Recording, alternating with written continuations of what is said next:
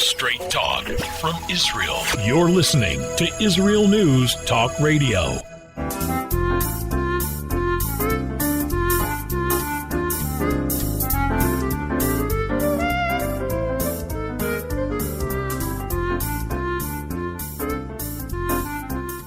Good morning. Good morning.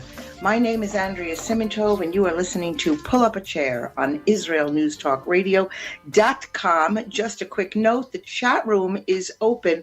Sign in. Let me know where you're listening in from. Drop me a line, and if anything on the show kind of piques your interest, something you want to discuss further, you could reach me at Andrea@IsraelNewsTalkRadio.com. Happy to get a note. Let's start off this morning by saying good morning, good evening. It's late at night. You're listening in from the U.S. and Canada. Good, Canada just popped up. Where were you guys? Boker Tov Eretz Israel. Oh, cry, my beloved South Africa, listening in. We'll have a word or two to say about what you are enduring. Enduring. Are you enduring? I don't know. Good morning, Norway. Good morning, Germany. Good morning, Czechoslovakia. And Romania is listening in. And that's very nice. Look at that. We got a couple of friends listening in from Eastern Europe. Very nice. Okay, today we're going to see, this is the last show before Tisha B'Av, the 9th of Av, when so many tragedies befell the Jewish people. So we are going to talk today about Tisha B'Av, what we can do to ensure that this is the last Tisha B'Av, that the temple will be rebuilt, Moshiach will return to us because we will have merited that, and all will be well in the world. I also want to preface something for those of you who are tuning in now and later will be listening on podcast. Full disclosure, it is no secret that I can never and will never address any kind of a podcast, any radio audience, without the fundamental belief that all Jews belong in Israel. Okay? Can't get fuller disclosure than that. I have no hidden agendas. It's who I am. It's my belief system.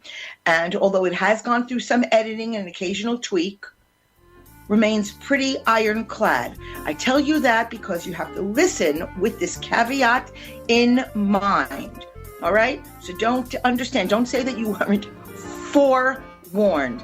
And we will touch this again and again throughout today's show. My name is Andrea Simintov.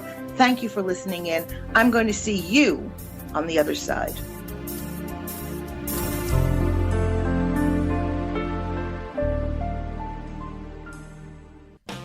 How did a nice Jewish girl from Delaware end up living in Israel? Shalom, I'm Natalie Sapinski. Join me on my show, Returning Home. Meet different people who have moved to Israel. Hear their personal stories, their highs, their lows, and everything in between. Each week, we talk to experts on immigration and the process of moving to Israel. Listen to Returning Home every Thursday, only on Israel News Talk Radio.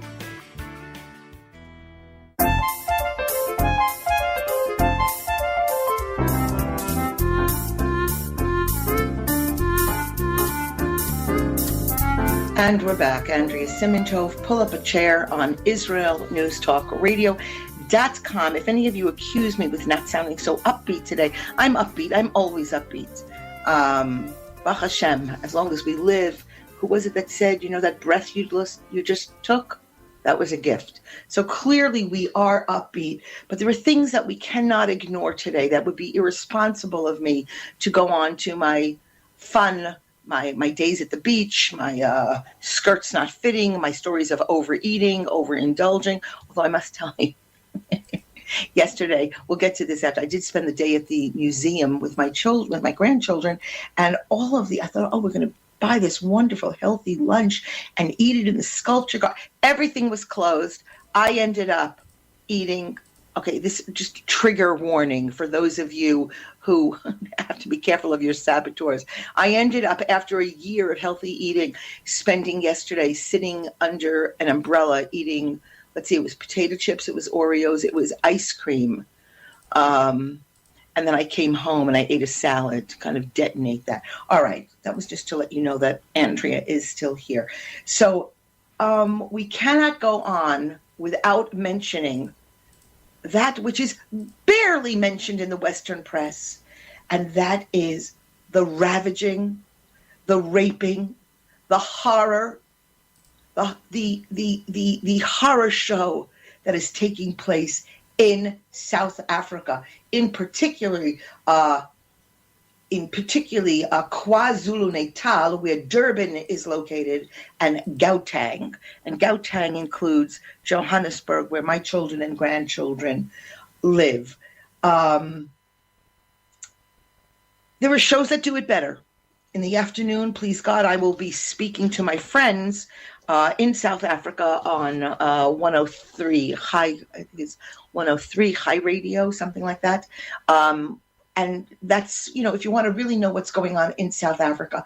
But the excuse they used, that is being used, was the imprisonment of ex-president Jacob Zuma. I have my friends from South Africa listening in. You can go into the chat room and correct me if I'm wrong. He began a 15-month prison sentence for contempt of court last week. The fact that this guy even has any supporters is shocking, is a busha, a shame and embarrassment of the greatest magnitude. He pillaged the country. He pillaged it, he robbed it, he raped it. Let me use those words again and again today.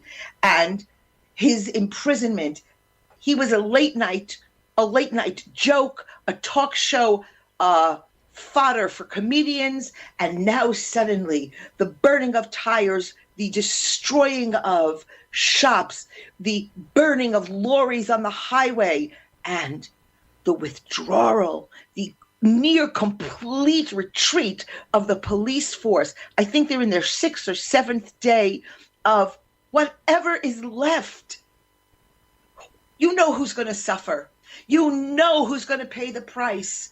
And it is indeed, as history has taught us, it is the poor. I'm not going to say anything more about it today because, part of me says I have no right. I'm not there.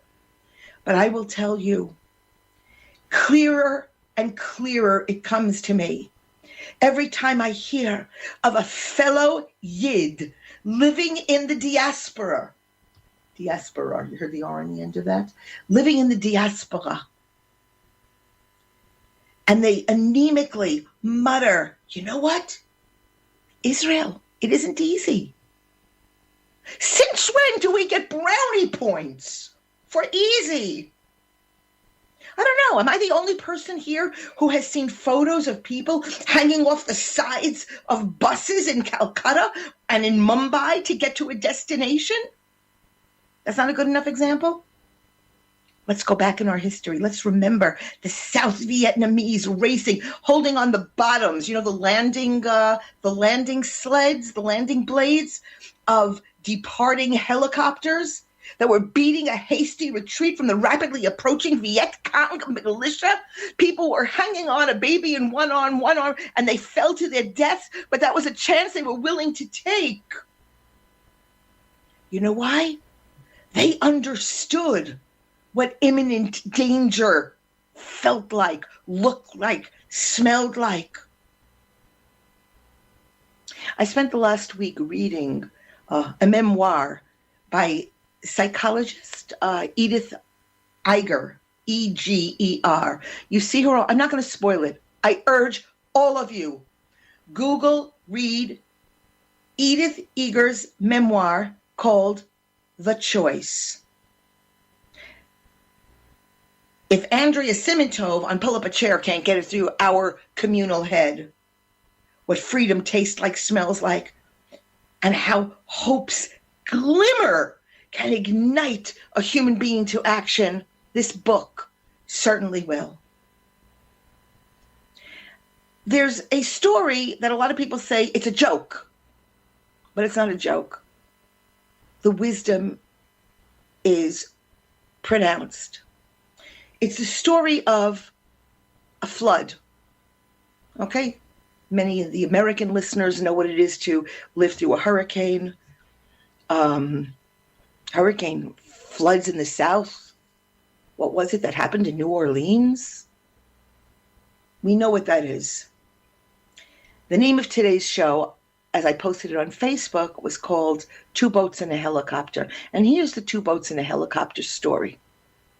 There's a man, and he's in his home, and he's in his lovely, well-appointed home, and the rains begin.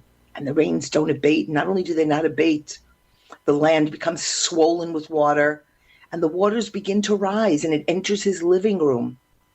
And entering his living room, it fills it up, and he takes the stairs. And he gets to the second floor of his 2-story house, and he looks out a bedroom window, and he sees a boat go by. And there are people in the boat, and they're shouting, "Get in, get in, you'll drown." And he says, no. I'm not worried. I have faith in God. God will protect me. And the boat rows off. And the rain comes in, and finally he gets onto the roof of his house. And another boat goes by, this time a canoe with room for him. And the canoers shout, "Get in, get in, the waters are rising, get in." And he's standing on the roof of his house holding his balance, shouts out and says, No. O ye of little faith, I believe in HaKadosh Baruch Hu, the Holy One, blessed is He. He will save me. And they canoe off. And finally, he's standing on the top of the chimney, and the waters are risen. And the water is up to his chin, and it's rising, and a helicopter comes down, and they throw down a rope, and they say, grab it, we will save you. And right before the water enters his mouth, he says, no, I believe God. God is going to save me. And the helicopter flies off, glub, glub, glub, glub, glub. He dies. He drowns. And then he finds himself standing at the gate of heaven. And he's entering heaven. And he says to God, listen, I don't mean to have a bone to pick with you, but I have faith in you. I believed in you. You called my bluff. You made a fool out of me.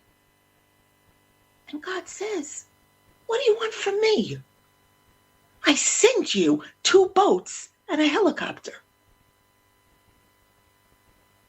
My friends, it's a partnership. It's not a contest. It's not a exercise in one-upmanship. Okay, God, what have you done for me lately? What have we done? It's the same way that when we say a bracha, we say a blessing. It's not because God ain't going to do his work if we don't bless the apple. We need to bless that apple. We need to do. Every day we are being sent 2 boats and a helicopter. It isn't going to get better. It's going to be exactly the way it was meant to be. I understand now people are abandoning their homes in South Africa, waiting to get on any flight to Eretz Yisrael that they can. You Jews, and I'm not just talking, I'm not singling out only South Africa. Just this past week, a religious Jewish man on Martin Luther King Boulevard in Brooklyn was struck in the chest, and once he was down, he was beaten with the leg of a chair, and he was called, "You effing Jew, what are you doing in my neighborhood?" And for those of you in America who think that it has nothing to do with you because you don't dress like that, you don't look like that, you ain't one of them, guess what? Those who hate you, those who don't want you there, those who consider you a guest in their country, haven't gotten the memo. I don't care if that Jew is dressed in black or his skin is black. It is you they are talking to. We have a country. We will make it. We will survive. We will be. But just like Mordechai says to Esther, God will redeem the Jewish people. What role will you have played? Where will you say you were? How will you face your children and your grandchildren and later and say, God sent 2 boats and a helicopter, but you know what? It wasn't good enough for me because I'm American first. My name is Andrea Simintov. Guess what? I'll see you on the other side.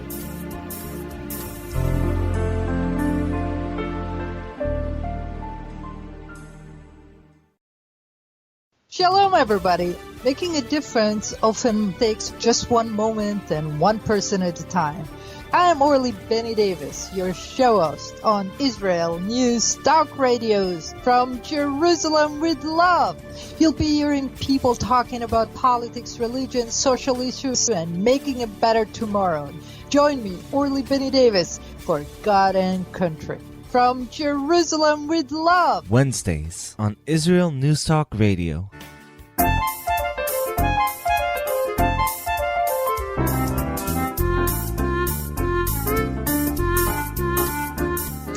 And we're back. Andrea Simintov, IsraelNewsTalkRadio.com. You are listening to Pull Up a Chair. I'm going through my notes. I put out some notes that I really, some notes that I kind of threw away. So anyway, yesterday, I mentioned before that I took my grandchildren yesterday.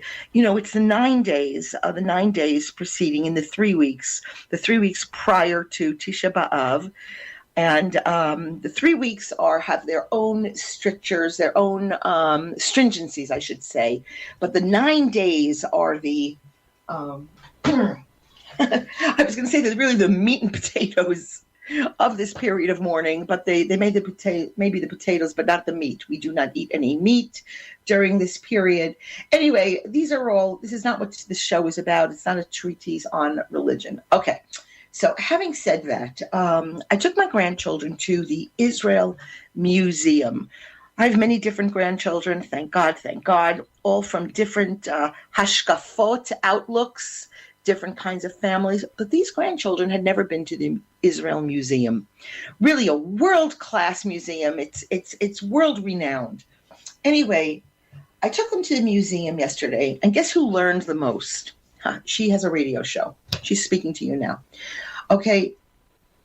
They, one thing that was it was interesting, the things that piqued their interest. I found it so fascinating what the kids were interested in. Wait a second, I'm being distracted and I don't want to be distracted. Good. Now I'm not distracted. I'm all with you. But by the way, who was it that just joined us? Did I tell you that Switzerland joined us? Good morning, Switzerland. Okay. So it was interesting, the things that excited them. But what excited me, for the purpose of the show, of course, was they have these, they're not reproductions. They're actually synagogues that were lifted out of their original places and brought to Israel during various times. Some were brought in the 1950s, some were brought in the 1980s. There's a synagogue from India. I'm not certain where it was. It was Cochin and Mumbai, brought to Israel piece by piece and reassembled. There is one from Italy, positively beautiful. One of my grandsons he was very moved by that. He loved that. He liked anything with gold, and the Italians used a lot of gold. But the synagogue that really grabbed me is lifted and brought here. It's a Spanish-Portuguese synagogue from Suriname. Of course, I had to Google. I had to find out where exactly is Suriname. And if you're looking at South America, it's on that upper right corner. It's a Caribbean. I think it's a Caribbean island. So the synagogue is covered with sand. The floor had this beautiful white sand. So the custom, there were like 3 considerations. Nothing is ironclad, but there were 3 suggestions as why there is sand on the floor. And stay with me on this because it has to do with the whole theme of the show, the 2 boats and the helicopter. Okay. It might have started in Amsterdam, where sand was used to dry the mud on people's shoes. If you remember, in Amsterdam, they were wearing wooden clogs. most of the streets were unpaved, and also in Suriname, and thanks to the weather, they were kind of muddy. So it was very practical to line the floors of the synagogue to keep it tidy. And then I learned also that there's a number of churches and taverns in the Netherlands dating back to the 17th century. That's the 1600s, if you can do the math, that also have sand floors.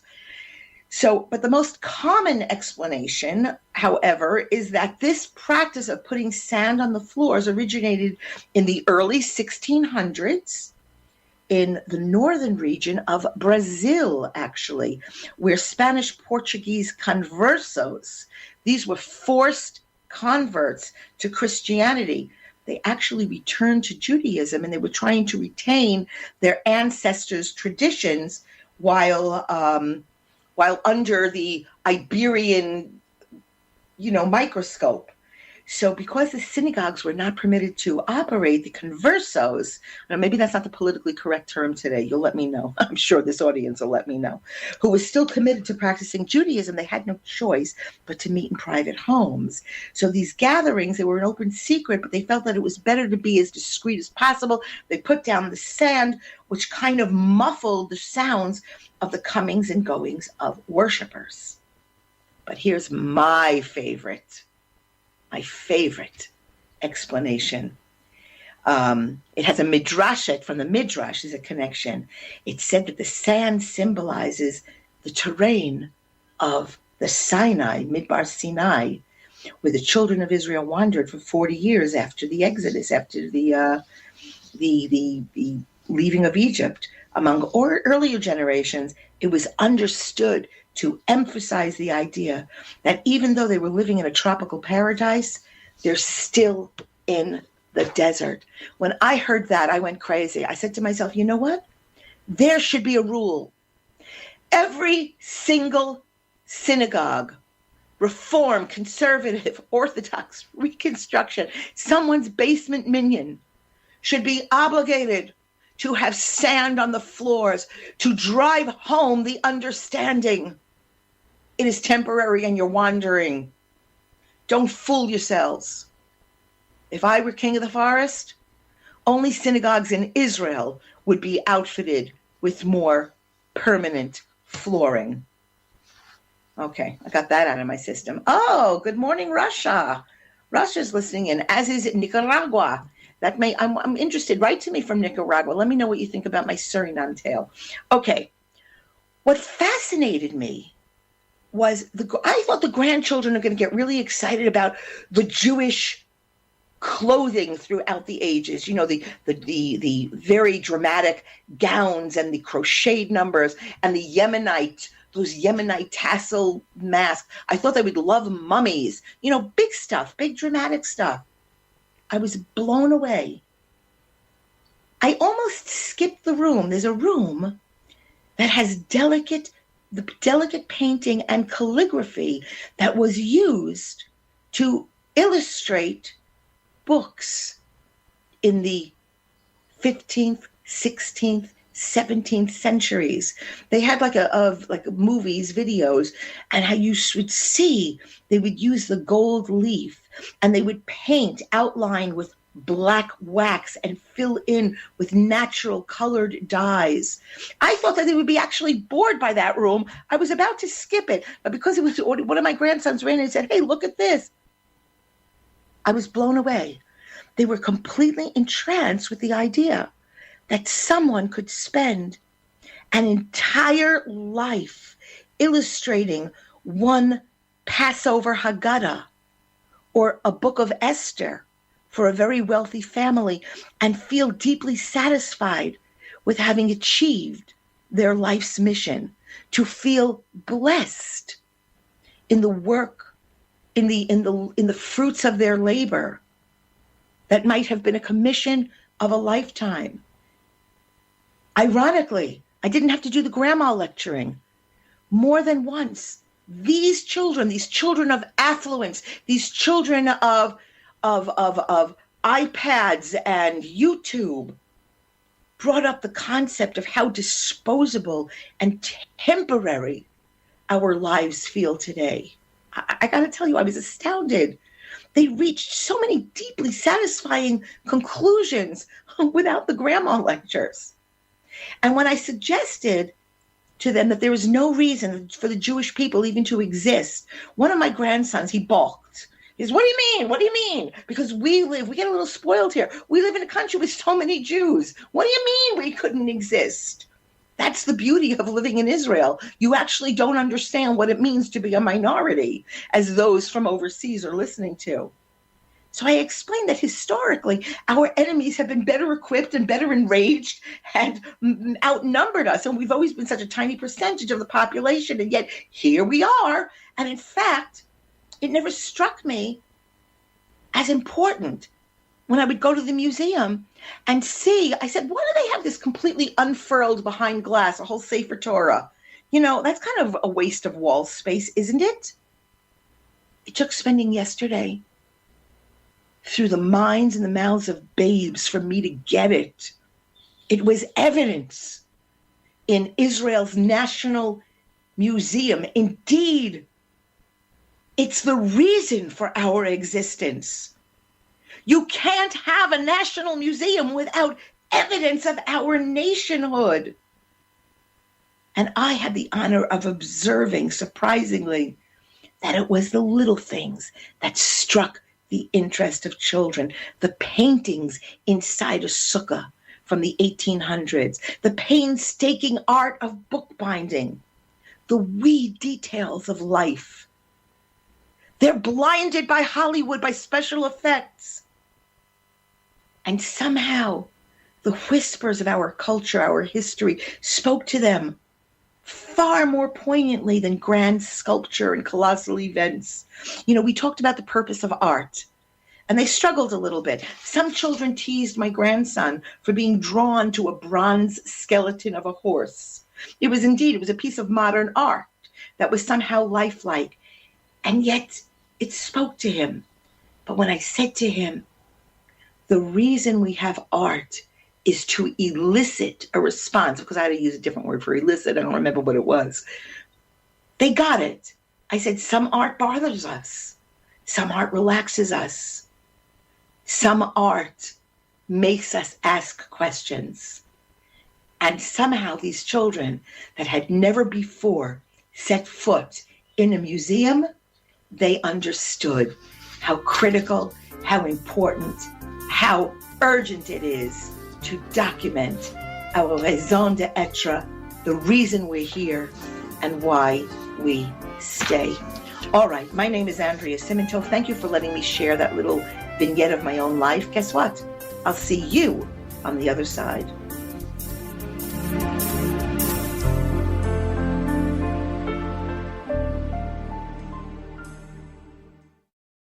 You're listening to Israel News Talk Radio. This is Shai Ben-Tekoa, and each week I'll be webcasting to you from Judea, origin of the word Jew, a people besieged and beleaguered in every generation. Nazi Germany's but a memory, but in its place the world invented the phantom Palestinians as this generation's internationally authorized Jew killers. Tune in for a different slant on life in Israel, Phantom Nation, every Monday. Hi, I'm Rabbi David Aaron. The soul basics are the most profound, the most essential, and yet often the most neglected in our education. Join me for Soul Talk on Israel's News Talk Radio and discover the secrets to love, spiritual growth, and personal power.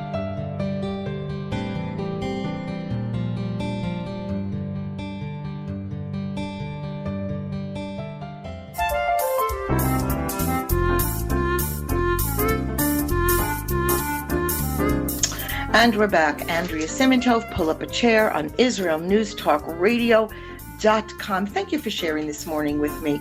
Apparently Jamaica's listening in. Great. Happy to have you back. Okay. All right. So as I said, let's see, I'm not going to go over so many notes, so much to do. So shut up, Andrea, and keep reading your notes, blah, blah. Here we go. So, my friend, Rabbi Avraham Twersky, may his memory be blessed. He recounts the story of a Hasidic master. He could not be stopped. He couldn't be distracted from his incessant weeping on the night of Tisha B'Av. his Hasidim, his students, they feared that this profound mourning, after all, we weep every year. It's on the calendar. I knew when Tisha B'Av was coming at the beginning of the year. They were scared that it would cause his soul to depart from his body. Therefore, they called a very resourceful member of the group to try and draw the rabbi out of his deep mourning. The chassid, he entered the rabbi's study and he said, I see the rabbi is crying because the sanctuary was burned to the ground. Well, Rabbi, you can stop right now. It's true. The building is gone. But the real estate is worth every cent. Indeed, my friends, we await anxiously for the ultimate sanctuary to be rebuilt upon the hallowed ground of Jerusalem. This Motzi Shabbos, this Saturday night, we will read the book of Eicha. I love even the name Eicha, because we say in Hebrew, we say to each other, Ech, how did it happen? Ech sekara. The book details in great specification, really specifies the destruction of the temple, the pillaging, the sheer ravaging of Yerushalayim and her citizens. It's an agonizing tale. There's no light. There's no light. No happy Megillah ending. It's a reading that, upon shutting the book, leaves space for nothing more than, perhaps, a sigh. I personally recall 3 years ago, prior to Corona, prior to the days, attending an Eicha reading that overlooked the walls of the old city. And somehow when I left that reading, I could no longer eat meat. I would no longer eat meat, and I have not since that reading eaten meat. There's no chastisement in here. I made other promises that night that I would weaken on and no longer keep. But as long as I'm blessed with life, I can revisit them. I can reconsider them. A sigh can never be enough for me. And I hope not for you. We were not created in his image to merely sigh.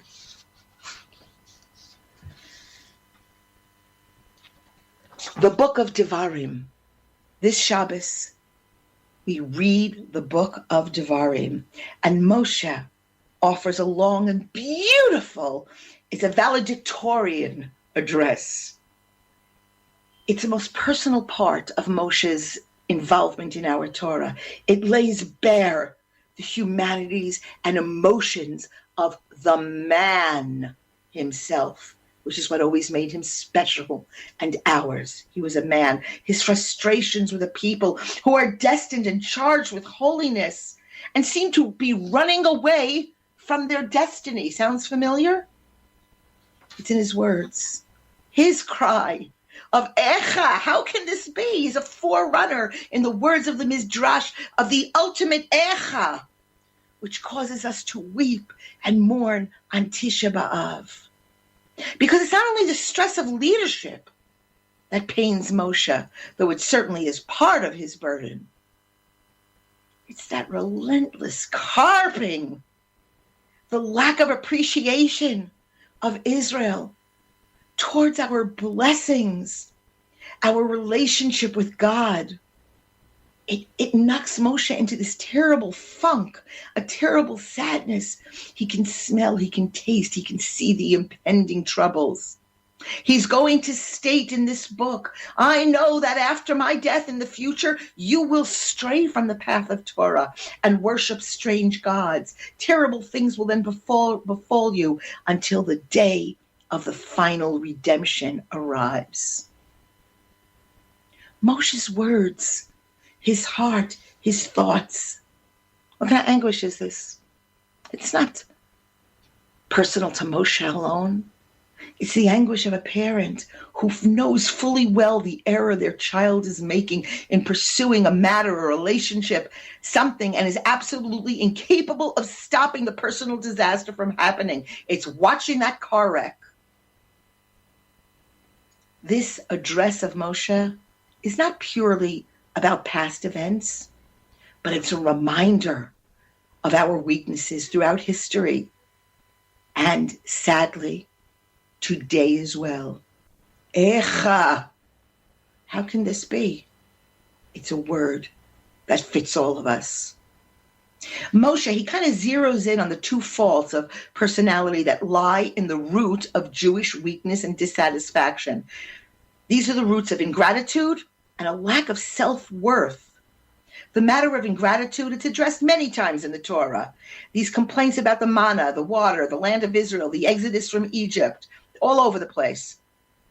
40-year miraculous sojourn in the desert of Sinai is one long narrative of constant bitching, constant ingratitude. Moshe tells us in the book of Devarim that in the case you are the smallest in numbers of all nations, as I explained to my grandson in the museum. But the inner strength of the Jew always lays in that deeply held conviction of being holy, being special, being chosen by God for an eternal mission in the world. In recent times, this belief in ourselves and our mission, it's been eroded. We see it. Eroded by secularization, abject ignorance of Judaism by Jews, and the influences of, pardon the terminology, hedonism and a loose environment. Moshe's words, they're a rallying cry to combat these twin evils that weaken us and endanger our survival and progress. Do we need outside enemies? This season of the year presses us to listen to his words, hear Moshe's messages even more diligently. It's the pathway to not just redemption, but consolation. Okay, I need to show this. 1 second. I want to read this. This is an excerpt I came across, and it's from the Rebbe Lubavitch, the Lubavitcher rabbi, but it was kind of edited and brought down much nicer by Rabbi Sachs of blessed memory.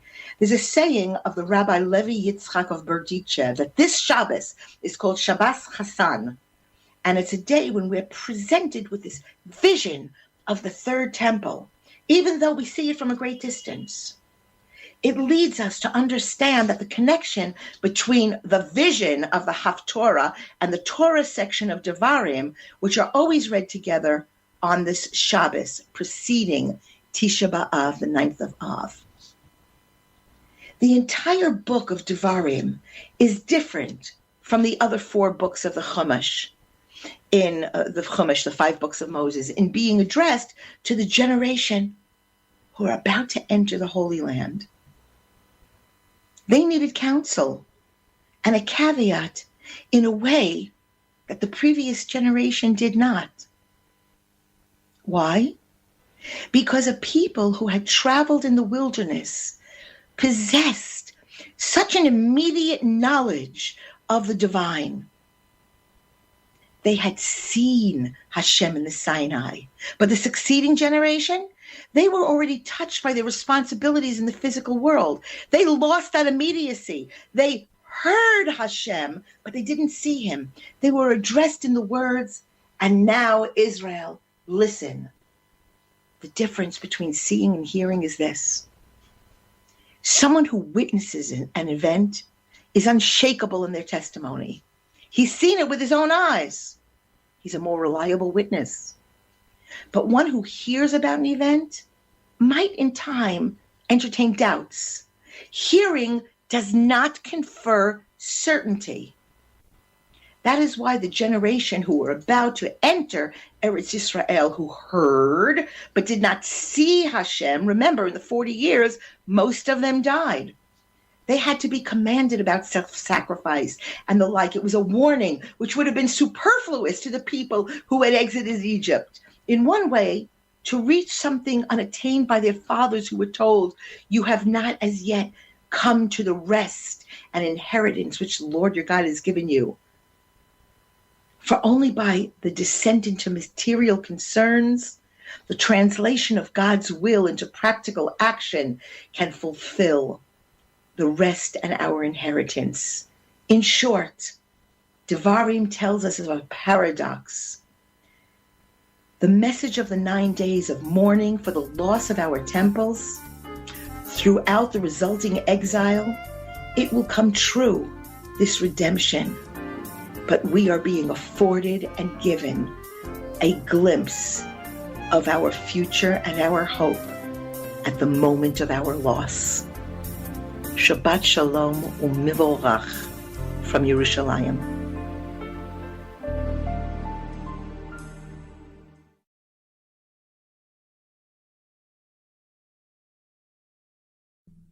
Israel News Talk Radio's chat room. Just click the orange button at the top of the IsraelNewsTalkRadio.home page, log in as yourself or an anonymous guest, and join in on the fun. You'll meet other listeners from all over the world who listen to Israel News Talk Radio, and you can make new friends. Israel News Talk Radio's chat room. It's the closest you can get to being in the studio with us. We love listening to Israel News Talk Radio. Where can you get the inside news on Israel? At Israel News Talk Radio, we're dedicated to sharing Israel's inside story with the world by providing our listeners with news on Israeli politics, current affairs, and Israeli Jewish culture. The Israel News Talk Radio homepage also provides you, the listener, with useful information at your fingertips, with scrolling news headlines, weather, currency exchange, Shabbat candlelighting times, and so much more. Our radio programming is always accessible and on demand. We operate absolutely free of charge for everyone, everywhere. If you love what we do, partner with us now by becoming an Israel News Talk Radio supporter. With your support, you'll be inscribed on our Israel News Talk Radio Wall of Fame. There's nothing like us in the world. Be part of something great. Israel News Talk Radio. Straight talk from Israel. If you love Israel News Talk Radio, then you'll love our Facebook page. We keep you up to date on what's happening in Israel, plus little surprise treasures that we don't share on the radio. Go now to follow us on Facebook. Just look for the Israel News Talk Radio Facebook page, and don't forget to subscribe and follow us by clicking on the like button. We post great stuff there that you'll want to share. Israel News Talk Radio on Facebook and Israel News Radio on Twitter. News, opinion, and more. You're listening to Israel News Talk Radio.